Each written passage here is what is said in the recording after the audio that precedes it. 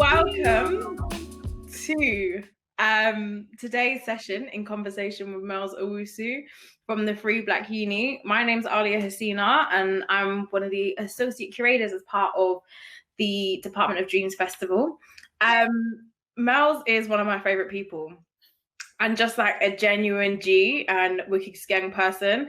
And so it's going to be a very informal chat, and it's going to be bants, and it's going to be informative and educational and transformational, because this being is just you guys are in for a treat. Thank you for joining us. This is one of our last sessions today, and this is the last day of all of the Festival. And so we're going to get into some really, really interesting conversations today around what transformational education looks like, the project that Melz is running, and just a little bit about themselves and love in the space of that and the history of knowledge production and ratatata.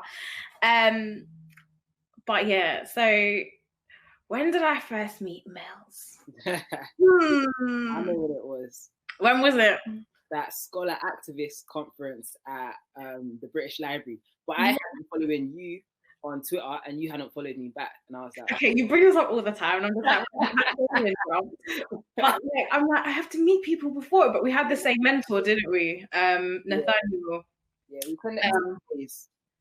Yeah. And so I'd seen you around, and then I remember when we first met, and it was just okay, my G. And then I don't even know how it happened, but now you're just one of my favorite people, and one of the people I probably trust the most in this here Babylon. So for those of you who don't know, Melz is an artist, educator, facilitator, and one of the most incredible minds of our generation. I'm not even here on a gas and uptick, just straight facts, no cap. But Melz also recently, I say recently, it's been a lot of work in the making to get to this point, has set up the Free Black Uni, which is an initiative looking at what the future of education can look like, but also how we start to value our own knowledge production systems and stem that into the way of transforming these structures. So yeah, I'm here to gas up Melz and have some conversations. But Melz, do you want to tell the people a little bit more about Wagwan, and just let's start with how you feeling today? What am I, G?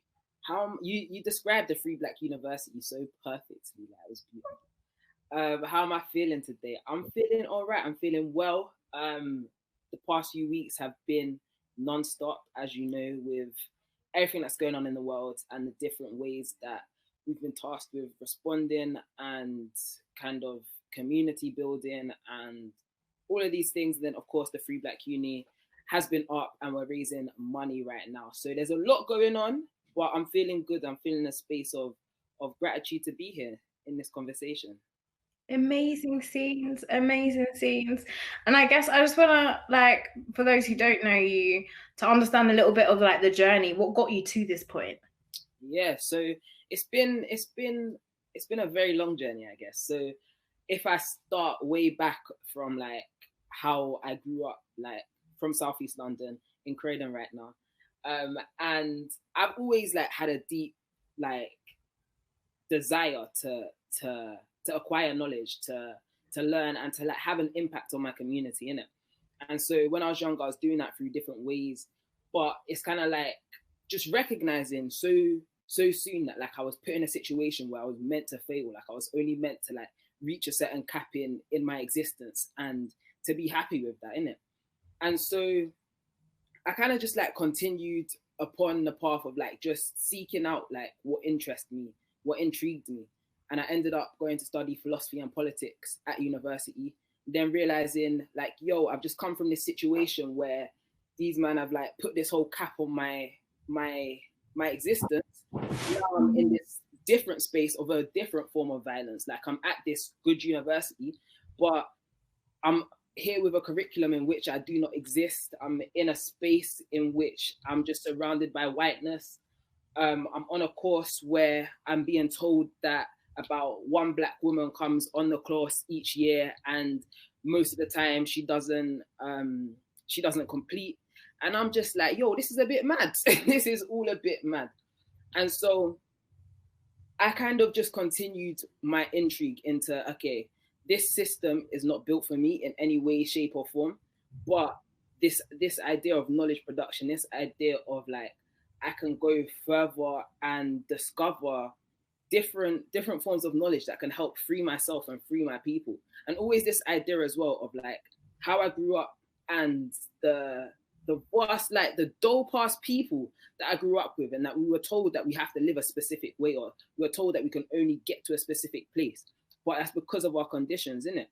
And so just thinking about, how do I take that knowledge? How do I take those learnings from the past and kind of engage them in these new spaces and start like thinking, like traversing knowledge production in this Western Babylon, innit? And so from there, I started doing a lot of like decolonial work, both in a sense of like the activist work, and then also in a sense of like just starting to consume different forms of knowledge, starting to learn about decolonial thought, starting to learn about more of the intricacies of Black feminist thought, and start visioning different futures. Like these people have like imagined different worlds in their literature, in their work, and recognizing that I too can start imagining different worlds.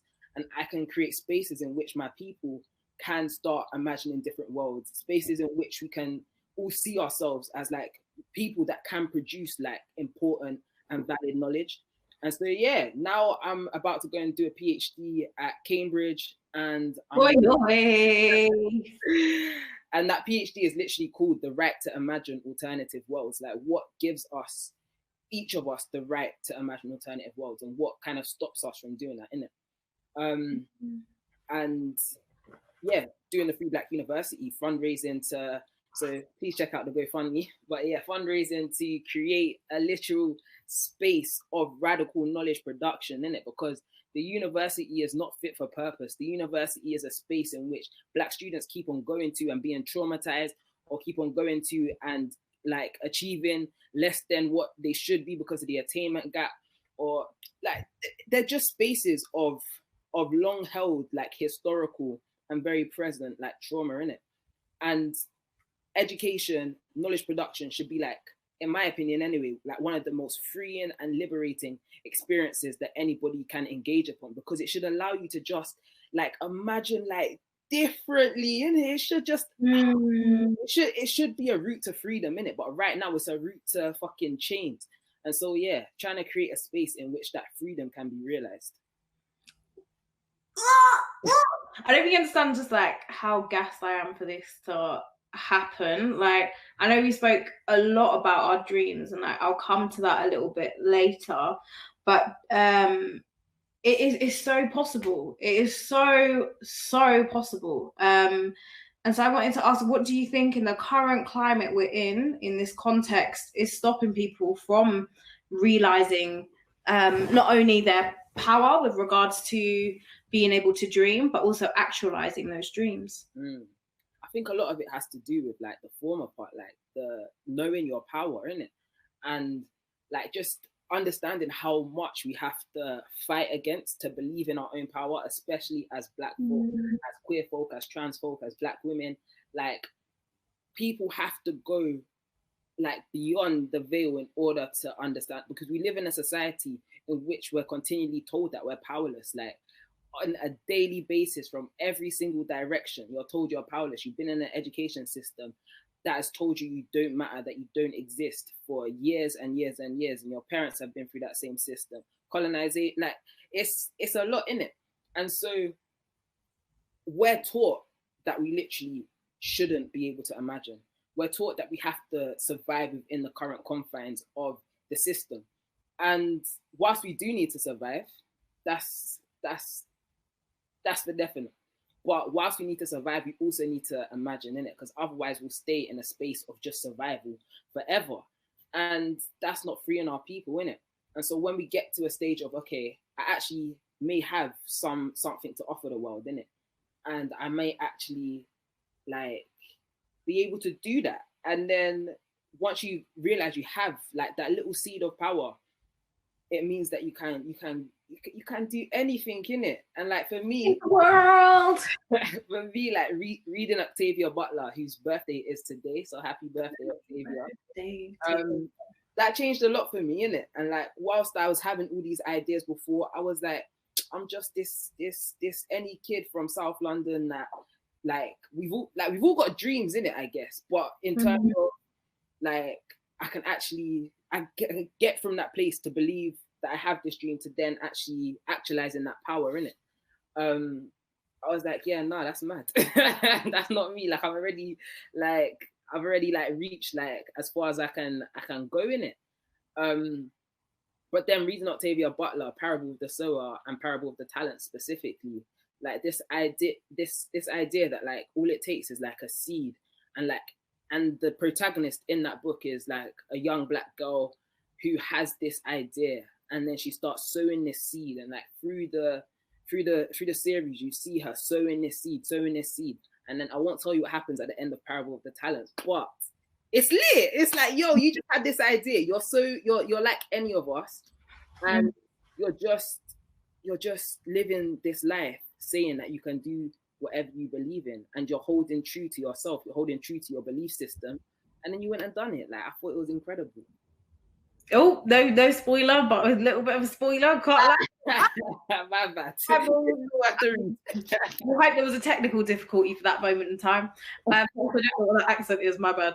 But no, I think it's so true that not only just in the education system, but sometimes because of that same survival mode you were talking about a little bit earlier, our own families or our own spaces of comfort can sometimes try and like dampen a dream or the seeds that we're trying to sow.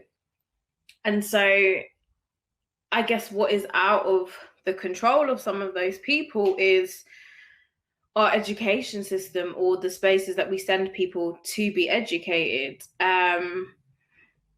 And so I just want to get your like perspective on education and learning, or the difference between like schooling and education. And then we'll get on to talking a little bit more about what the aims of the Free Black Uni are. Yeah. Okay, that's an interesting question. And like one I've been thinking about quite a lot, and just the kind of institutionalization in a broad sense in it, and institutionalization in relation to abolitionist arguments in it. And this idea that both like the schooling system and like the university system should probably all be abolished, but that doesn't mean that we need to get rid of education, because education should be free and liberating in it. And like the current way that the schooling system is done is in a sense of like you're just putting these kids on these very like limited subject areas. You're overworking all of these teachers, and you're creating a system in which like people don't see themselves as like valid knowledge producers. They see themselves as people who can consume knowledge, then regurgitate it, but they don't see themselves as actually being part of that knowledge production, isn't it? And then to me, that just completely like there's no point. Like there's actually no point.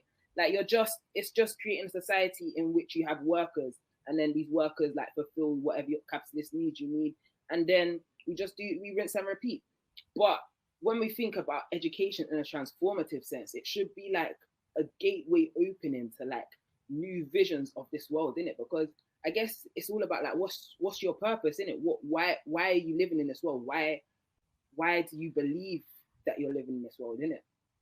Is it to continue the world in the same way that it is, or is it to change it in some way?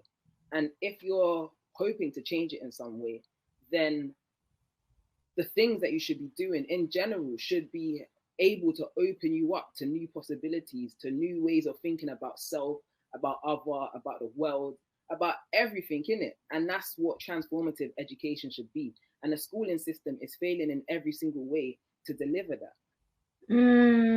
What do you think some of the specific ways are? Like, I know our history curriculum is definitely a shambles, and like the testing part. Yeah.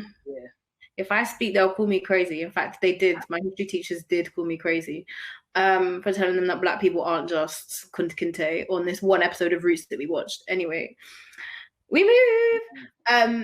But what do you think, like looking at the intentionality with how these systems are built, are some of the intentions and the way that we see them manifest in the problems in our educations or our schooling system today?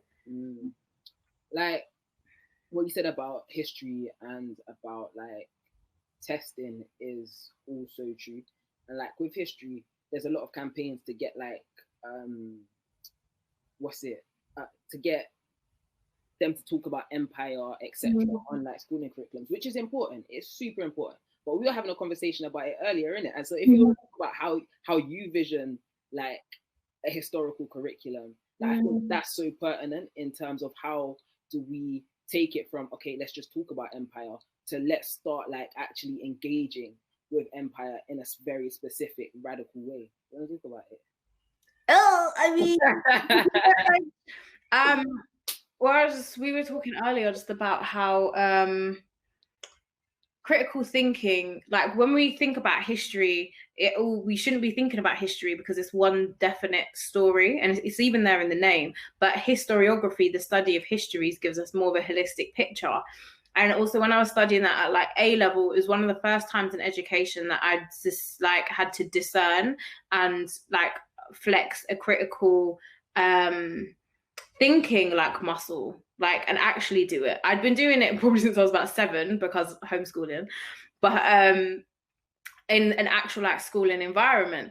And so when I think about the relationship that had on then being like, oh, I'm constantly arguing with my teachers, and some of them like just don't know how to respond, and some of them are like saying, but okay, but why? Okay, but why? And then how do we think about this, and how do you add different things to the picture? But the idea of historiography being the study of histories instead of one absolute history is the only way that I think we're able to see that these are people's personal stories and their perspectives. Like we come up with postmodernist perspectives, revisionist perspectives, transformational perspectives, like what's it called, queer theory, Black theories, on all of these different things, and they're always just like put as if they're like one discipline instead of being a whole idea that fits into the context of the time in which we live in, and that we have to really look and interrogate all of them to understand why people are saying particular things in each of them.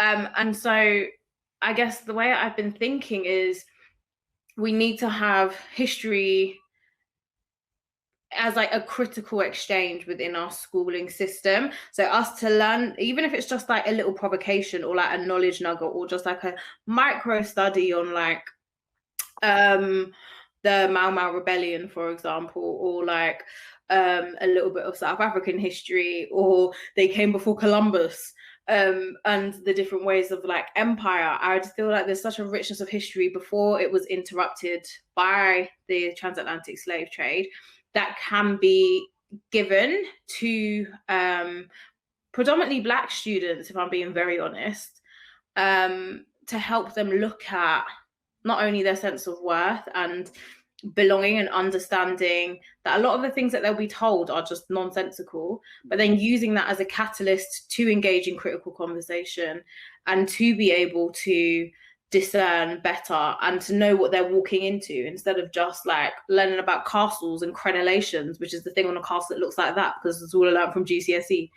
But to actually start having those conversations in a space of inspiring to dream. So if Francis Galton, for example, came up with eugenics, some little pee-wee man from Birmingham, hold out my rummies, but like he came up with this idea that still permeates society today, and why can't we have that same level of understanding and entitlement to our ideas permeate in the world?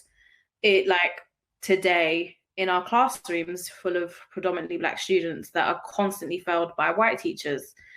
So yeah, Ali's run is done. Yeah, no, it's true though. Clicks.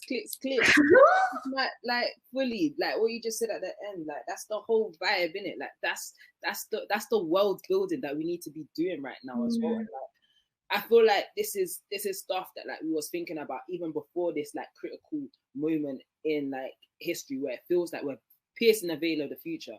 And in that process is what has allowed us to like conceive of ideas in which we actually start developing knowledge that we can perceive as permeating the world for centuries and centuries and centuries to come. Like, as much as this world has been like built up to the place that it is, and we have like such like horrendous things happen. Like, the only reason that racism can persist in this world is because it's justified within the knowledge system that permeates the world, innit?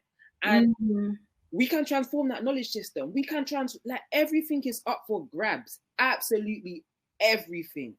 And we need to create those spaces in which that knowledge can be explored. And like, it's just a little seed in a young person's mind, and then they can just go and change the whole world. Do you understand?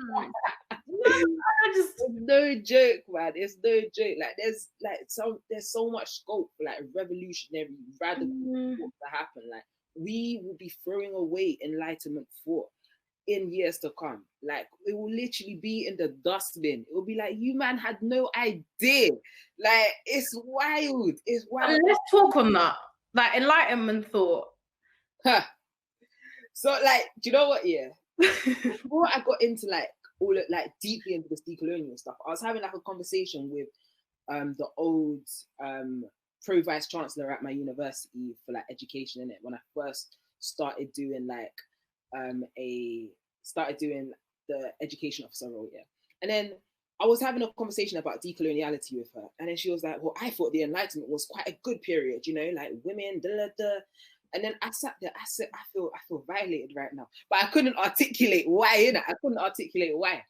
But the Enlightenment, for a lot of liberals, for a lot of like moderates or whatever they want to call themselves, it was a great period in history, innit? It's like where we find it's where we find like Mary.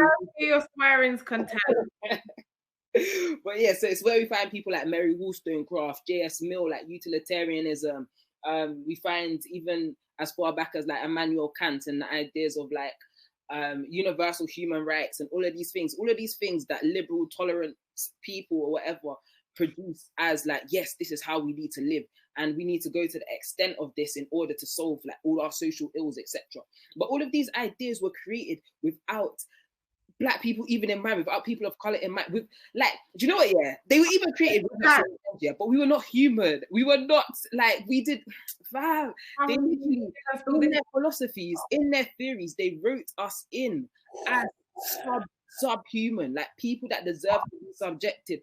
And now white folk think that we can just extend these ideas to Black folk and be like, okay, yes, cool. If that worked, that would have been working way back, innit?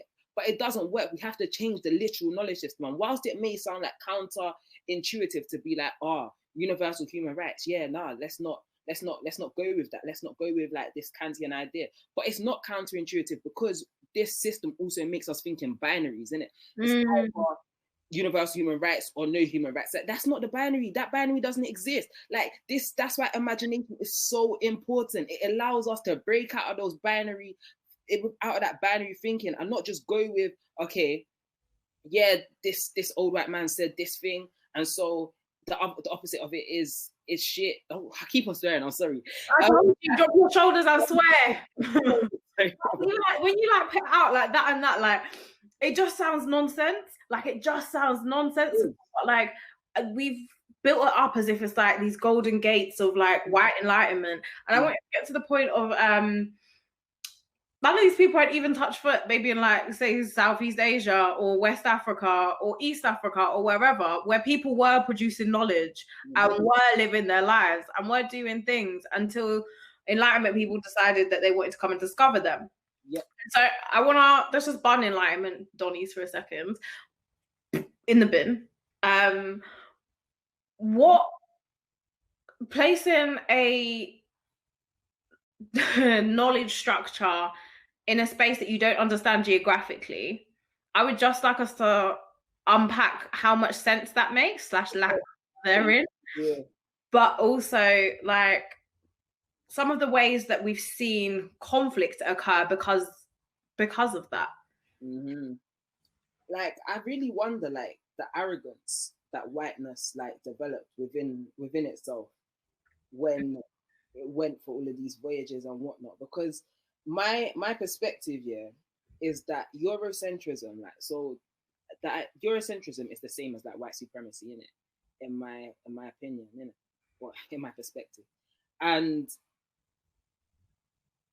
there can be no other knowledge system that exists in collaboration with like Eurocentrism / white supremacy, because at the heart of this knowledge system, there's the idea of epistemicide, and epistemicide means to kill all other forms of knowledge. And so when that man went out there, they had that idea that this is the only route to valid knowledge. And that comes with all of this like empiricist, scientific, like understanding of this hypothesis is true and therefore it is universally true. Universalism needs to get dashed out.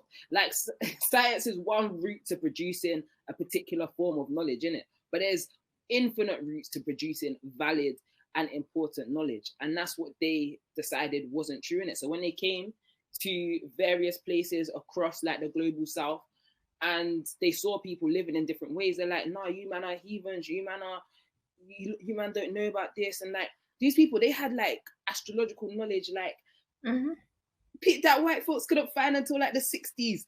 Like it's that they have knowledge that white folk haven't even found with their telescopes, etc. now, innit? But their roots to knowledge were substandard, innit? And like even when we think about it through like a queer and a trans lens as well, this idea that gender for a lot of communities in the global south wasn't an issue. It wasn't a thing, innit? A lot of these languages don't even have like gendered pronouns. But then obviously when Christianity came over, when colonizers came over, etc., this idea of the gendered binary has now like seeped, and like this idea of like homophobia as well has now seeped in to the global south. And now the way that the West presents it is like, oh, look how like ahead we are, like, oh, those heathens in Africa, oh my god. Oh my god, it was like inventing mathematics and teaching the Greeks how to do anything. It's so like interesting that you bring up the role of religion in this as well, because I know with regard to like African spirituality, like it's something that you're not only interested in but are like actively pursuing and researching. And I wondered if you could like tell us a little bit about your relationship with that and how that has coincided with the decolonization or the decoloniality project that you continue to undertake. Yeah, to be honest, it's just elevated it to different realms, isn't it? It's a difficult one, yeah, because when it comes to being able to have like conversations with it, the terms of the conversations, even though I've changed, the terms of the conversation haven't changed, isn't it? So it's having to be like very intentional and specific about how I engage in like my spirituality when it comes to conversations about decoloniality. But that being said, like, fam, the knowledge that you can gain from like ancestral connection, from like divination, from doing all of these things that our ancestors were doing since day is like transformative. Like if I've told you some of the dreams that I've had, but I won't share them on this platform, innit? But there's so much to be found in it. And like I do tarot cards every day. I do like morning divination. I speak to my ancestors. I pour libation. I give offerings. Like it's become part of my daily practice, innit? And whilst in the West, like this idea of like religion and the state is something that like has been separated for a long time. Prior to colonization, in a lot of the global South, and especially like I know mostly about like West Africa and Southern Africa, this idea of like church and state, even though it's not church, but this idea of like the separation between like a belief system and between like what is commonplace in society was not a separation in it. They were hand in hand. And it wasn't like this kind of, because I find on a personal level in it, I find Western religions to be like quite punitive, like to enforce things like the prison industrial complex in it, because that's hell, like eternal damnation. That's a lot. But in our knowledge systems prior to that, they didn't have this concept of hell in it. And so they were things that were part of like our belief system, but not in like our belief system is about our religion. But in a sense of like our belief system is that humans aren't inherently all evil and toxic and trying to kill each other, innit? And so that's how we're going to organize our society. Whereas in the Western belief system, we have the idea of hell in Christianity, but then we also have the ideas of people like Thomas Hobbes, who created this idea in the Leviathan that if society wasn't governed by monarchs and by like governments, then we would all just be killing each other. And now we see that as common sense, when it's not common sense. There's infinite and multiple truths. And I think at the root of all of it is fear. And I think that's at the root of coloniality as well. That whole project of let me put this Enlightenment theory onto you, it comes from that space of fear of the other or fear of the unknown, and not wanting to relinquish power or do the inner work, do the shadow work in order to figure out why you're being triggered because you've met someone who has a darker skin tone than you. Word. If I speak, they'll call me crazy. In fact, they regularly do. But I just wanted to pick up on the point of that really, and how when it comes to not only like creating new futures or like building intentional practice, the importance of fear as a concept in that. Oh, that's deep. That's deep. What are you asking me? Like, do I see it as a massive part of it? So like, just what are our like processes of either like ridding ourselves of fear so that we're able to do more of that like transformative work, and how do we start to get comfortable with self in order to not feel threatened or fearful of other people's ways of doing things, because that's essentially how we got to epistemicide. Yo, it's a big question. It's life's work, innit? It's life's work. But like I said, I don't think that Eurocentrism can exist with other knowledge systems. And so like if we're looking at, like, it's difficult to even escape Eurocentrism now, innit? Because we're so like embedded in it. But in just general, like, to even the conversation that we was having at the start, yeah, in terms of like being able to harness your power in order to like make a change, innit? All of that is stemmed in fear. Like fear is just like the vibration of this world. And I wake up every day and say, and what I wake up every day and decide if I'm scared to do something, I say, is it gonna kill me? And if it's no, then I should probably do it. But but even with that, like there'll be so much that I fear, and then I wait, or I try and avoid, and all of that kind of stuff. But I think it's just a genuine, like, it's a personal process of like continuing to try, and also recognizing that when you start doing things, when you start stepping out, when you stop fearing, then you also allow so many other people to stop sitting in that fear as well. I wouldn't be the person that I am today if like the Black women that I've read never wrote, if like the Black revolutionaries that I've learned about never done the work that they did in it. And so my life is also in honor of like the collective ancestors in it, and trying to appreciate the work that they've done through doing the work myself as well. And so getting onto that work that you're doing, tell us a little bit more about the Free Black Uni and its aims. Free Black Uni. So if you check out our GoFundMe, in that GoFundMe as well. Like, otherwise, none of you men are serious. So yeah, the Free Black Uni is it's a broad transformational project which is trying to engage the radical Black imagination and spirituality as well someone just put the link in the chat, so go check out the chat. Come on. But yeah, it's about like creating an incubation space for radical knowledge production. Like, the way that universities are set up right now will not allow for the radical transformational production of knowledge to happen in the way that it needs to. Be it like the fee structures, be it the people that are in like academic positions, be it like the literal architecture of like the colonized academic space, isn't it? Like, all of these things are gonna be barriers to people imagining, people creating the radical transformative knowledge that is needed to like completely transform. I say the word transform a lot, but yeah, to transform the world. And so keep planting that seed, keep sowing that seed.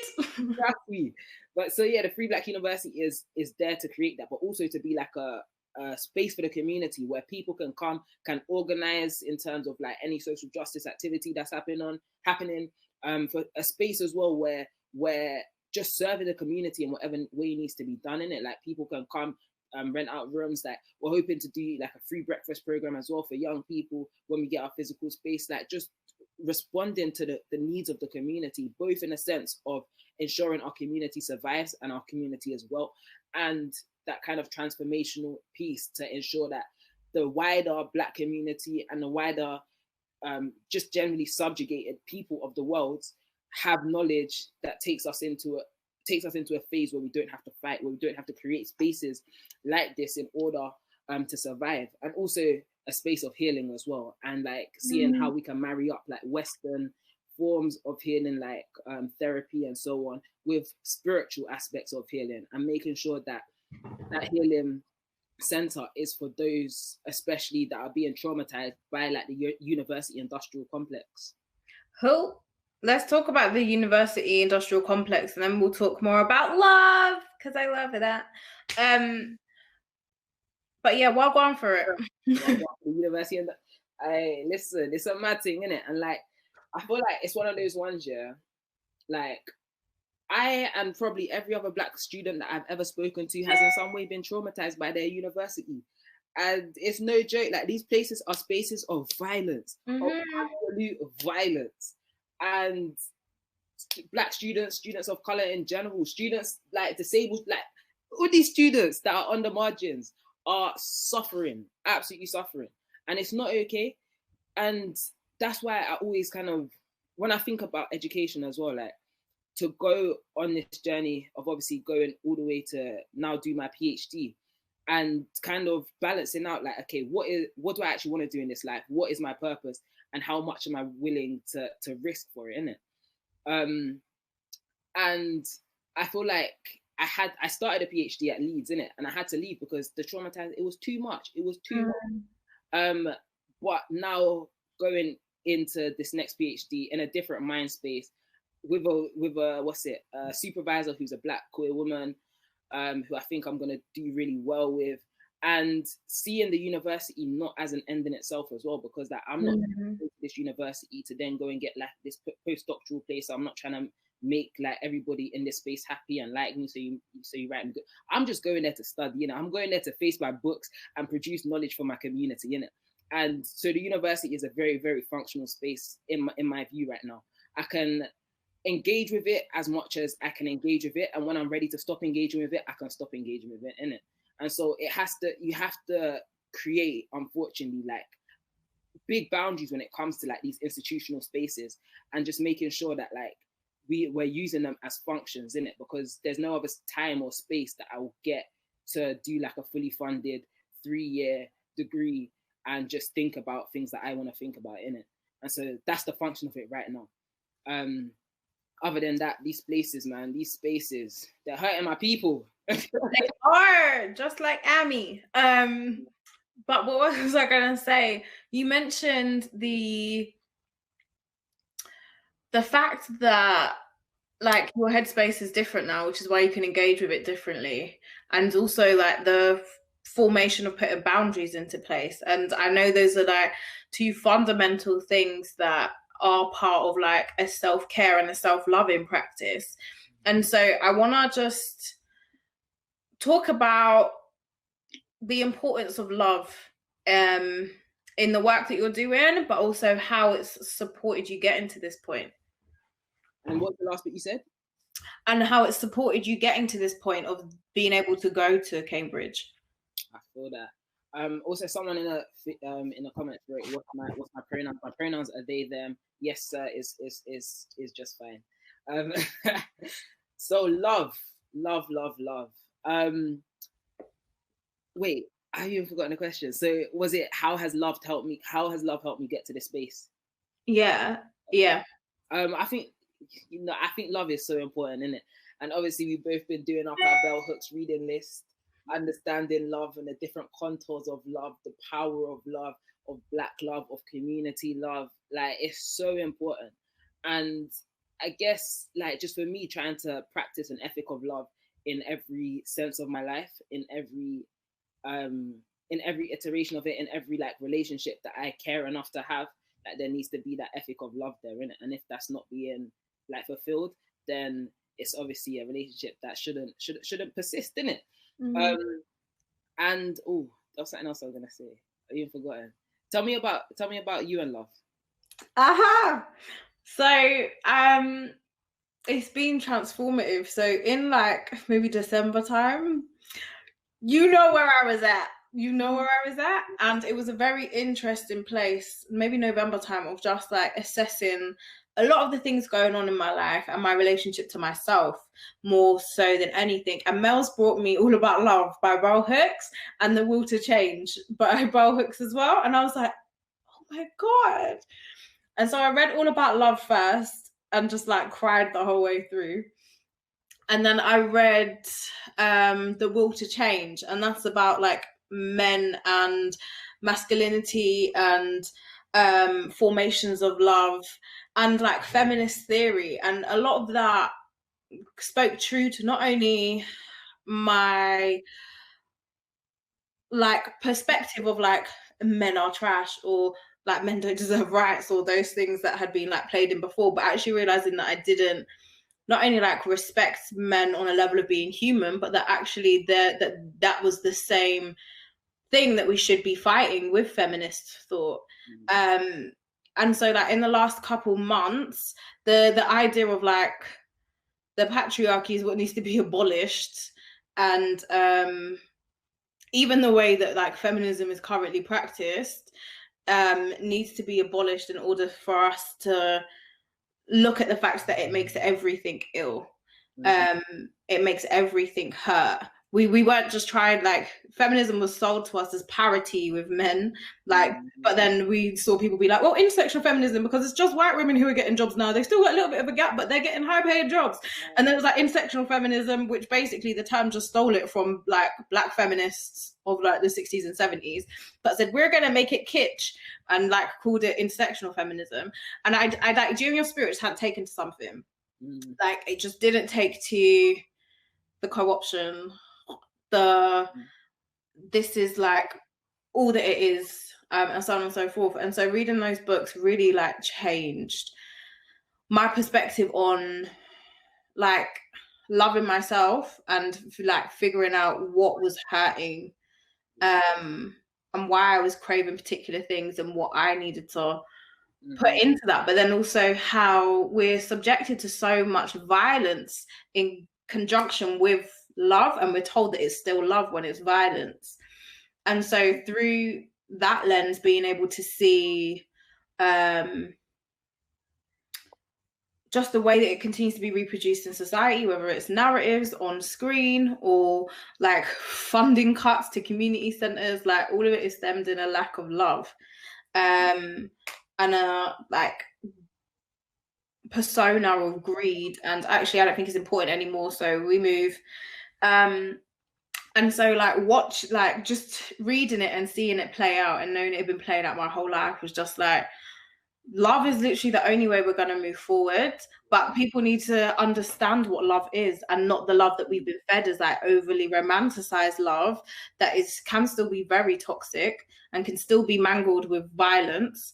But that essence of it being honesty, commitment, like all the different things, basically, love is the key, in it. Love is the key, and we live in a world so bereft of love, isn't it? So it's not the Western way. It's like love is like this thing that's only meant to exist behind closed doors. But if we don't live in like a community of love, if we don't produce every project that we're thinking to produce, or like we should be going to work with an ethic of love. We should be doing things in our community all with an ethic of love. When it comes to money, we should be making money with an ethic of even though capitalism needs to be done out here, but in the function of that, things need to be done with an ethic of love in it.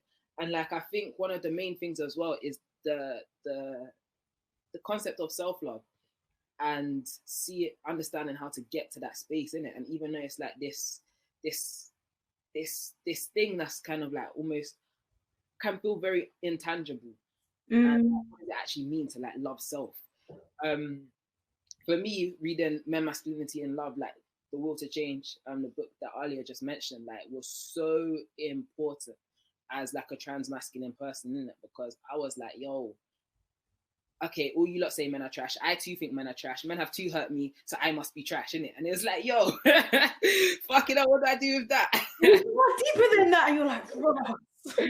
And so just understanding like all the different contours of like the ways that we love ourselves, innit? And just being able to accept that as like a lifelong journey of coming every day to love ourselves, coming every single day to face ourselves, and like recognizing as well that love of self and love of community includes like accountability. And it's not, like you said, it's this romantic thing. Like it's reckoning with ourselves every single day, trying to be better humans every single day, because we live in a world that all humans are mixed up.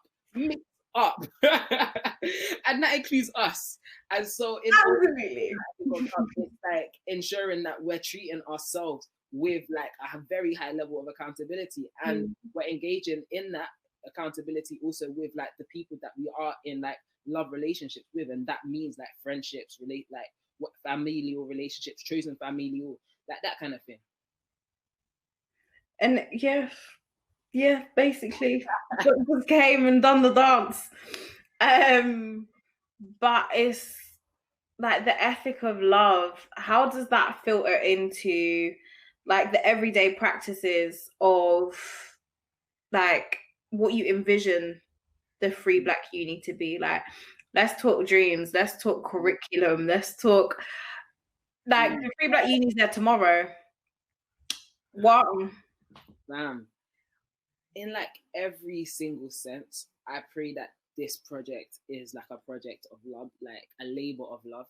And in how like, so when once we like come out of the fundraising phase, like I'm hoping to get the whole team, like 2 books specifically, like the wheelchair, like not the wheelchair, All About Love, and a Black queer feminist mandate for radical movements in it, and like 2 books that are centered on like in my opinion, like radical love in it, and seeing the different ways in which that can filter into every single aspect of the things we do, from like the restaurant that we're gonna have in the Free Black Uni, like creating like foods for our community that are like healthy, affordable, and sometimes free.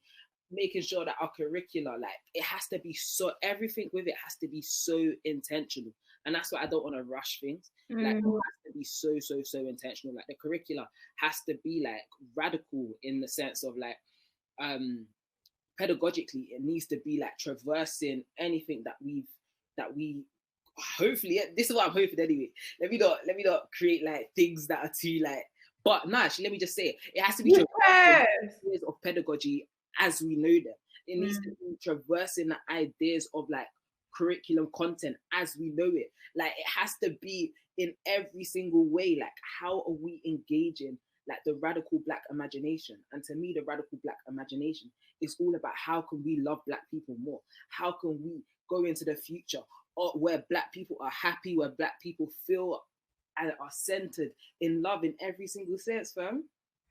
Yeah, and so like the future of not always having to talk about trauma. That one. That one there.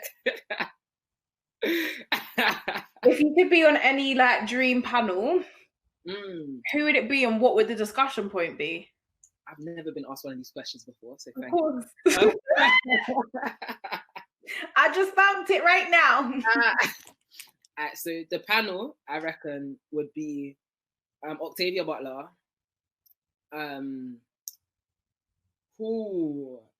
Huey P. Newton, even though that's very controversial, but I'm really upset that Huey never spoke about healing. Huey probably still needs to heal wherever he is, but that man went through a lot, but that man built a lot as well.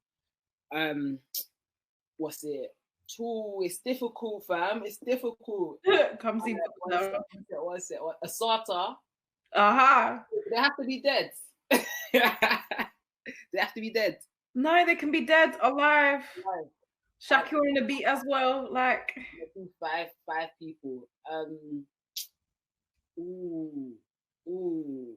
My grandma, that'll be lit. And Yo, this is so hard. And do you know what? I'm gonna leave the last one open to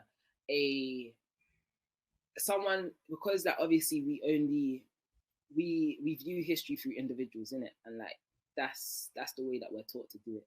But there's so many people in like communities and whatnot that like have transformed the world and history, but like were never heard about and never written about. So I would invite like a high priestess of like maybe like the Ifa tradition, or like a transatlantic black tradition to the table.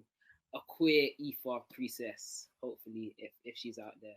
Wait, I was just gonna be like, let's bring Rihanna in, but okay. So it's not my vibe. It's the vision. But what would the topic be of the panel? What would you guys be talking about? And again, like we're imagining away from trauma, away from thing. It could be anything. Like what, like the function of Rice Krispies. Oh, do you know what? Yeah. Also, I might actually switch out Huey P. Newton for Toni Morrison. Oh, Huey. Not controversial. I mean, I'm with it. What would the conversation be? I would just say like Black liberation and like how are we getting our people free, but maybe it'll be a different conversation. Let's say we're already liberated. Huh? Let's say we're already liberated. Like, I'm having a conversation about like cosmology and like different like spiritual traditions and different like our dreams, like just chatting about what dreams have we had, like what astral realms have we been like trekking through in the nighttime sky, you feel me? Like just vibes. Like things that are beyond the third dimensional stuff is what I'd like to chat about. I love that. And I feel like that's one of our first places of like starting to imagine. Like I was listening to Amanda Seale's podcast this morning, a fellow Cancer or Cancerian. People get mad confused. I retweeted yesterday that like Fanon was a Cancer, and then like Casey was like, wait, what? He has cancer? What's going on? No, cancer. When she found out she was a cancer, she cried because she thought she had cancer. Yeah, well, that was the first time I heard about it, innit? I was telling my cousin just now, and I was like, oh, I thought I had cancer. And then I looked at like a tobacco packet that like my cousin has, and it said cancer, and I was like, oh, it's cancer season. Anyway, the dad jokes are done. I'm gonna stop. But I can't. My train of thought has gone. No, I was listening to this podcast earlier, and it was about Black intellectualism, and Amanda brought up Amanda's guest. I can't remember his name. He said, "There's no money in Black joy," and I was like, "Well, damn, that bit hurt." And then Amanda was like, "Yeah, nah, I've been recognizing that. Like the platforms I've set up are for that, and people don't care." And then she made up this really interesting point of like, if we did overcome, I don't want to be out of a job.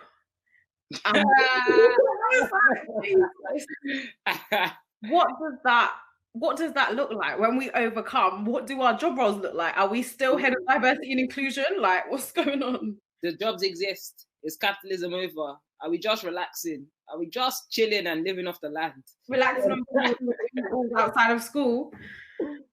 What's that? I just started singing the anthem to Fresh Prince of Bel-Air. But yeah, I feel you. What's our function outside of our oppression? It's a weird one because I feel like outside of our oppression, the whole world changes. The whole world is built on our oppression, innit? And so everybody's job role changes. You feel me? Maybe, yeah, hopefully there's no jobs, and hopefully I would like to live off the land and just chill and just with one piece of mango, a little bit of yam. Honestly. Sand for my toes, like it's all good. Grounding. We've got a question from Miranda. He says they're interested on your thoughts around pedagogy of the oppressed, if not already touched. Paulo Freire. I never know how to say his name, but yeah, oppressed. Yeah, so those kind of ideas are the things that we're going to be looking into, like as a collective, in terms of how to craft our like pedagogical structure. And Paulo Freire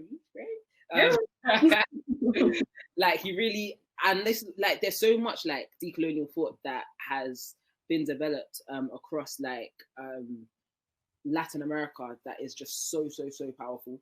And he uncovers a lot of like the issues in education and like who's like part of the ranking system of educations. Like we're just consuming all of this knowledge, and like this idea that the person at the front of the room is the person that holds all the knowledge, and then everybody else in the room are just like receiving the knowledge and all that. Like these are things that we're trying to traverse. These are things that we're trying to like complicate. And the Free Black University is built on the idea that every single person that engages with our thought is a knowledge producer, should be a knowledge producer, needs to be encouraged to be a knowledge producer. And so, yeah, just looking at different ways that we can explore pedagogical practices, so practices in like teaching and education, in a way that is like truly like, again, transformative. You feel me? Because there's so many possibilities when you just imagine, like so many possibilities when you just relax and think, yo, what else could I do? What else could happen? So I've got a few ideas ticking around in my mind about how to really challenge the way that education is brought to the fore. But I'm a iron them out. The answer all that later. And if you guys want to like stay up to date with Melz's like genius mind and all of the ideas that we'll be put into practice, you better donate to the crowdfunder. If you scroll up, Tom and also Meg have put the link in. So go donate, obviously. I can be really sarcastic sometimes. The Scorpio rising jumps, but I love you all. We've got a comment from Blessings saying that they like the point that you said about the fifth guest. A lot of learning and wisdom within the community is overlooked. We have community leaders that are working to transform the Black experience and will never be recognized. And I think that's just such a crucial point. And I wondered if there are any people you want to raise up who are doing that work currently, or just like where some of that information, how some of that information gets lost. This book, yeah, it's called Wayward Lives, Beautiful Experiments by Saidiya Hartman. And it is a banger. Like it completely complicates like the study of history. And so rather than researching like historical like main figures or like Henry VIII, you know how they do. I always used to think that when I was in school, I was like, yo, why are we learning about this Henry VIII guy when there were like thousands and thousands or hundreds of thousands of people across this England who were probably a lot more interesting, but like we're never gonna hear about them. Anyway, so Saidiya like takes different like Black women who for no other reason would be notable in history other than Saidiya has taken an interest in their lives, and like creates stories about them and like writes about them in the most beautiful way, like explores them like through a kind of prose lens, but then brings in different characters, but characters that are also folks that we may know in part. And so like speaks about W.E.B. Du Bois, but not necessarily writes a story about W.E.B. Du Bois, like talks about how he was being a sociologist around the people that were just living their lives essentially, and just talks about like just the radical experiments that Black women have been doing all the way throughout history, and just living and just like making noise and just changing the world and shit, man. It's dope. That's on a casual Tuesday afternoon after put the kids to sleep or wash someone's toes. I don't know.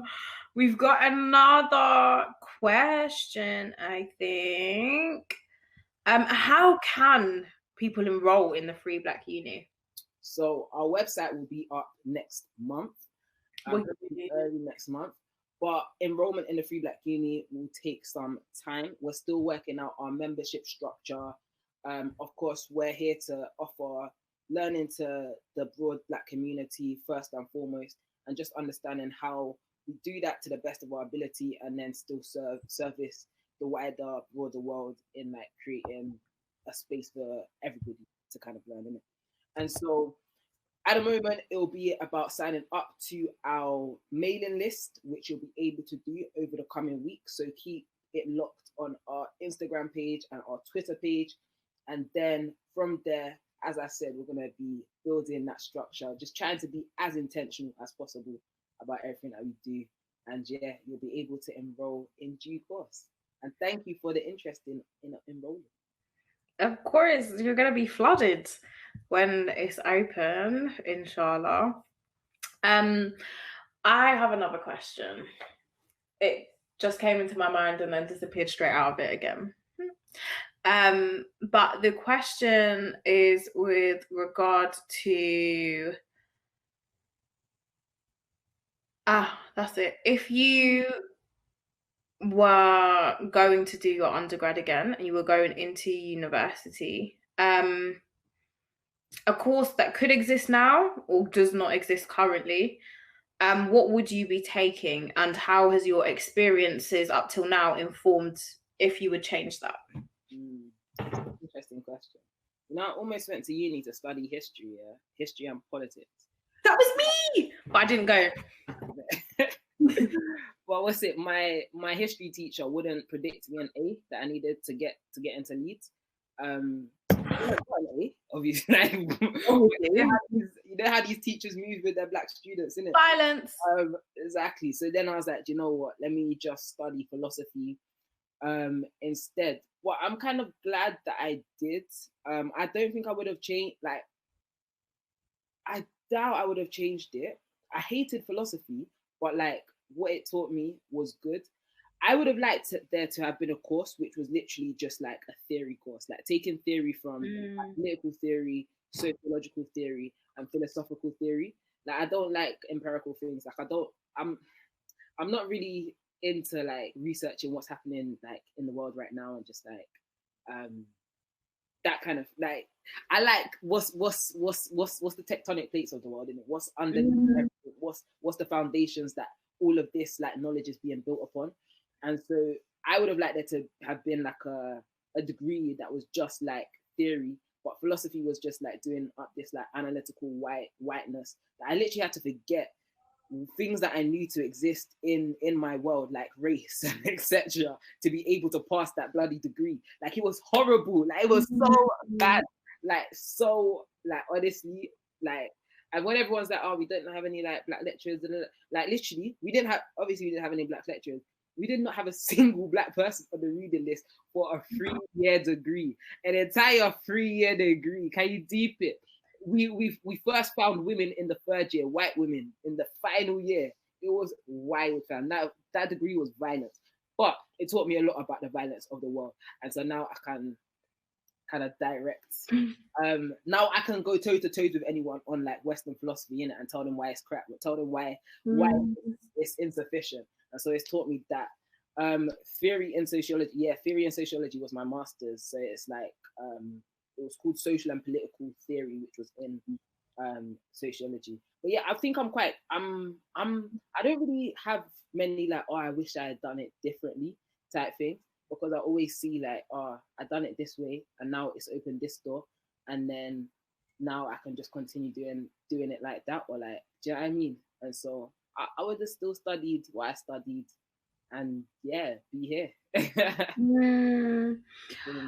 My G. If anyone else has questions, drop them in the box.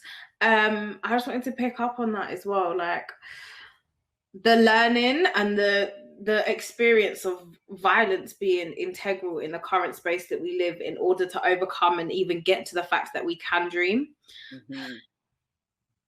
It is peak. But in that space of dreaming again, what does not only like what does it look like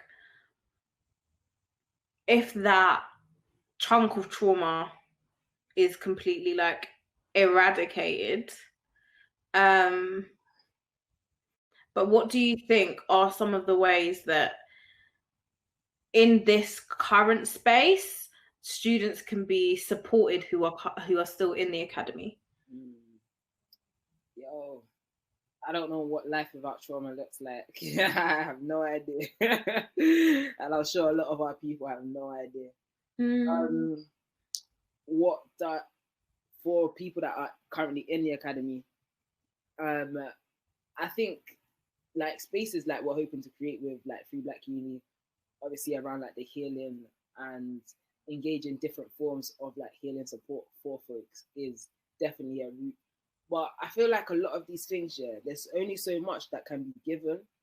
And like, I think one of the main things as well, yeah, is just this pressure that exists within our society. Like, you must go to university, you must do this, you must, etc., etc. You must go and get a job. Like, all of that, it just needs to be done at like In it's the not bin. force. You're literally like, I don't think people really like. Obviously, I said I wouldn't have changed how things went, and I still would have gone to uni. I feel like on a personal level, that was my path in it. But for so many people, it's not, and it's not by force. And like, there's this idea that if you go to uni, you're going to be a certain person, and you're going to get whatever opportunity. Like, yeah, on a level, there may be more opportunities, etc. But like, if it's not your path, like the traumatization is not worth it. Like, it's not worth it. It's just like there's just this the whole hierarchy of yeah, I've got a degree needs to be like a degree for degree's sake. Like, it shouldn't be seen as anything better than any other job in it. It doesn't make sense, but like in the way that our society loves it so much. But I feel like it's also different for people who are scholarly and who just need that moment of time to read, like you're saying, like going back into it. Because I never went to university, but like I cried when I didn't go to university type thing, because it was like not only like an element of escapism, but to just be able to focus on like what a history would be, or like to be immersed in that space. But then you realize that it's going to be a little bit harder because you don't have that dedicated time. But the books are available, libraries are about, we have all these other resources that are now available to us. And if anything, like find a brethren at uni and ask them to print off journals for free for you. Trust me, get that good login. You know, how we radically redistributing knowledge, like. But yeah, that's the thing in it. Like, university is good for that pause in time, and for like the money, but like obviously you have to pay back the money, but like it's worth it, I guess. But yeah, beyond that, it's just a horrific. It can be a very horrific space, but it's like, what's the function of university? What's the purpose? If the purpose is genuinely to like learn, to imagine, to find radical routes to like knowledge production, then like let's build these ways that don't entail the like harsh realities of like the Western institution in order to get there, innit? And like the outcome of it as well, like you're saying, yeah, maybe it's more opportunities, but I know from like my personal experience, like people ask me, oh, so what university did you go to? Because they just assume. So I could be like, yeah, Oxford or Cambridge if I wanted to. I could lie. Like, people would never know. Because they like, the assumption is also there, because of the ways that I guess certain people navigate the world, or feel a sense of entitlement over whatever. So it's an interesting complex, industrial educational complex, another one. But thank you so much for joining me today. My last question, and it's probably going to be one you haven't been asked before, I'm sorry, but I love you,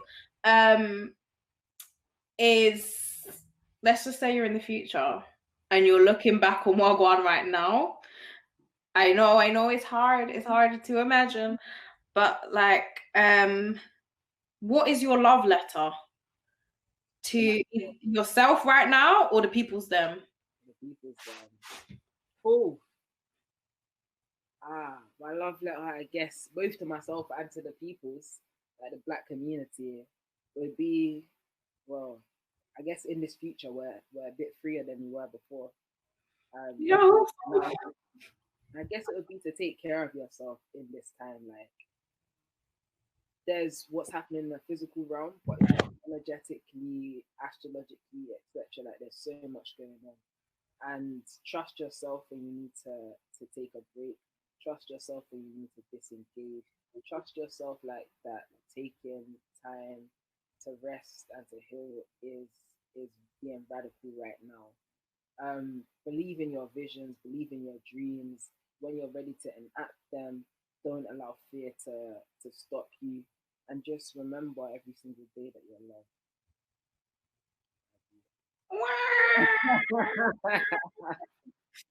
No, it's so necessary. I wanted to ask you that because I know, like, you have a vision for what's in the future, but you can also see into the future right now from what we're seeing happen in particular spaces, or the ways that we're seeing this moment in time recalibrate so much people to thinking short term again instead of long term.